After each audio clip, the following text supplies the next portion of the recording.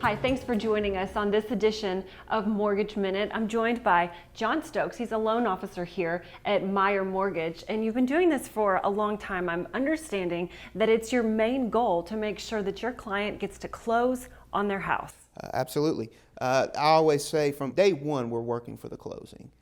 We know after we meet with the clients whether or not we'll be able to make the loan or not. As we'll talk, there's the loan process to it, but from day one, we work for the closing. Well, that's good. And if you have never been through this process before, John, can you walk us through it? Yes, so we would meet with the client, of course, determine the loan program they're doing. We'll get some income documentation to verify verify the income, along with assets. From there, just anything, some odds and ends stuff that might be needed for the closing of that loan. And are there any common surprises that your clients sometimes are faced with as far as closing costs or anything like that they need to expect? What we do here is we provide the applicants with an estimate that says here's an estimated summary of your closing cost.